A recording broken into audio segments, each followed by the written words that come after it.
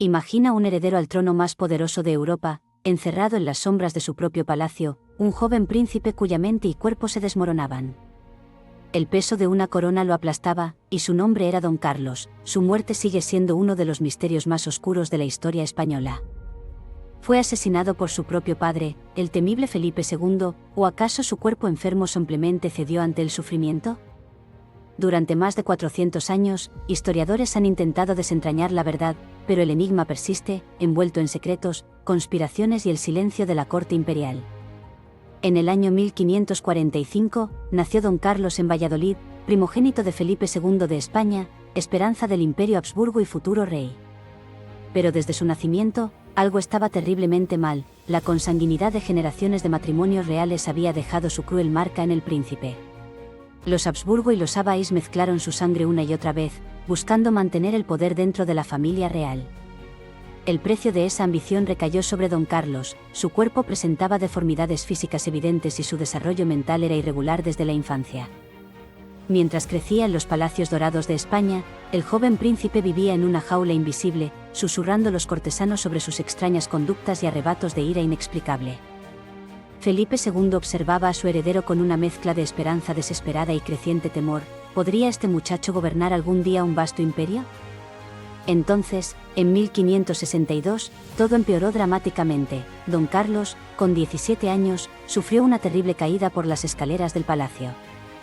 El golpe fue tan brutal que los médicos temieron por su vida. Requirió una trepanación, una operación desesperada donde le abrieron el cráneo. Sobrevivió, pero el joven que despertó era aún más inestable. Sus comportamientos se volvieron violentos, impredecibles y cada vez más peligrosos. Atacaba a sirvientes sin provocación, mostraba crueldad hacia los animales y manifestaba una ira descontrolada que aterrorizaba a quienes lo rodeaban. La relación entre padre e hijo se desintegró en un abismo de desconfianza. Don Carlos no veía a Felipe II como protector, sino como un rey distante y autoritario. Felipe II lo juzgaba constantemente, contemplando a su heredero como una amenaza creciente para la estabilidad del reino español. El príncipe comenzó a murmurar sobre planes oscuros en los pasillos, aparentemente fantaseaba con asesinar a su propio padre, el rey. Cortesanos leales informaron al rey de conversaciones inquietantes. ¿Era delirio de una mente enferma, o había una conspiración gestándose? Mientras tanto, en los Países Bajos, las provincias del norte se rebelaban contra el dominio español. Don Carlos veía en estas turbulentas tierras una oportunidad.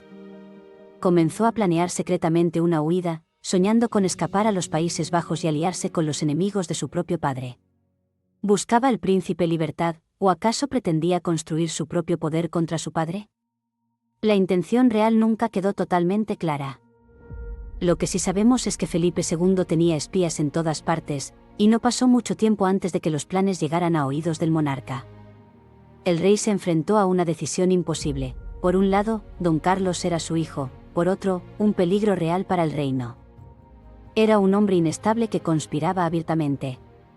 ¿Qué hace un padre cuando debe elegir entre el amor a su familia y la seguridad de su corona? En enero de 1568, en plena noche, el rey ordenó el arresto de Don Carlos. Felipe II mismo supervisó la operación. Entró a la habitación de su hijo con una escolta armada. Imagina, el príncipe despertando para encontrar a su padre rodeado de soldados, sellando su destino. Don Carlos fue encerrado en sus propias habitaciones del Alcázar de Madrid, no como príncipe, sino como prisionero de su padre. Felipe II personalmente ordenó sellar las puertas y ventanas. Ninguna luz natural debía entrar, ninguna voz del exterior debía alcanzarlo. El heredero desapareció. Los meses pasaron, y el aislamiento total comenzó a destruir lo poco que quedaba de la salud mental de Don Carlos.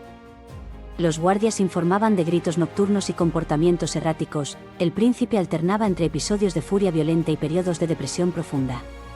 Algunos testimonios sugieren que Don Carlos inició huelgas de hambre, rechazando los alimentos como forma desesperada de protesta o autodestrucción. Otros documentos mencionan que comía compulsivamente, consumiendo cantidades absurdas de comida seguidas de largos ayunos. Su cuerpo comenzaba a ceder. En la corte, el silencio oficial sobre el destino del príncipe alimentaba los rumores más oscuros. ¿Qué le estaba sucediendo tras esas puertas selladas? Los embajadores extranjeros escribían a sus reyes especulando sobre conspiraciones, venenos y asesinatos políticos, mientras la incertidumbre se extendía por toda Europa. Y entonces, el 24 de julio de 1568, llegó la noticia que todos temían y esperaban: Don Carlos había muerto. Tenía apenas 23 años, y 6 meses en cautiverio total lo habían consumido por completo. La pregunta inmediata era: ¿cómo murió? Felipe II anunció que su hijo había fallecido por causas naturales, consecuencia de su mala salud y de sus propios excesos. Los médicos de la corte respaldaron oficialmente esta versión. Sin embargo, el rey se negó a revelar más detalles, protegiendo la dignidad del príncipe. Ese secretismo fue el error más grande de Felipe II. El silencio no apagó las sospechas, sino que las encendió como llamas. Sin información oficial creíble, las teorías comenzaron a multiplicarse por toda Europa, y muchas señalaban directamente al rey como asesino de su propio hijo.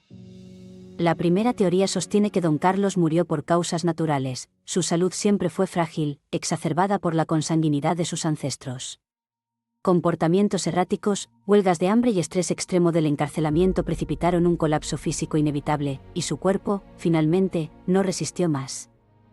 Los defensores de esta teoría señalan documentos médicos de la época que describen las múltiples dolencias del príncipe: fiebres constantes, debilidad extrema.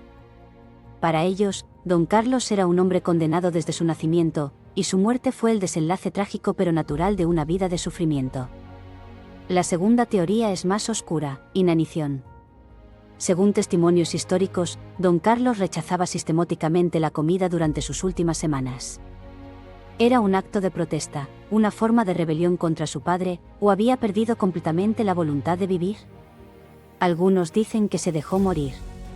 Otros historiadores argumentan que la inanición no fue voluntaria, sino impuesta. ¿Podría Felipe II haber ordenado restringir la comida del príncipe? Fue una ejecución lenta y silenciosa que no dejaría evidencia, convirtiendo la muerte en un acto de crueldad calculada, disfrazado de negligencia o cuidado médico. Pero la teoría más explosiva, que alimentó décadas de propaganda contra España, es la del envenenamiento del príncipe Don Carlos. Los enemigos de Felipe II propagaron la idea de que el rey ordenó asesinar a Don Carlos mediante veneno, un crimen perfecto ejecutado en el silencio.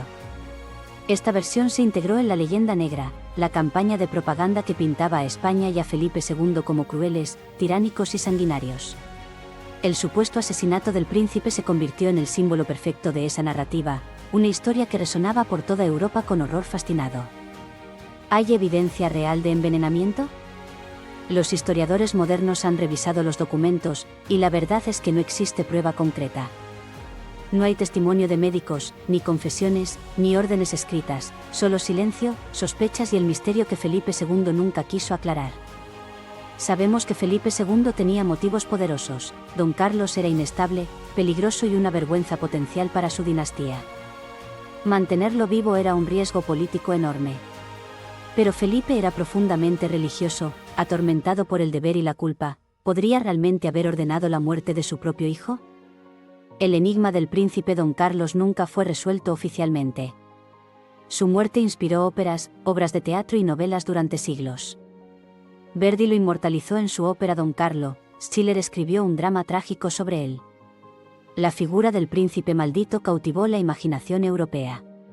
Hoy, más de 400 años después, seguimos mirando hacia aquel julio de 1568, preguntándonos qué ocurrió tras las puertas selladas del Alcázar. Quizás la verdad murió con Don Carlos, llevándose el secreto a la tumba, porque algunos misterios están destinados a permanecer en las sombras.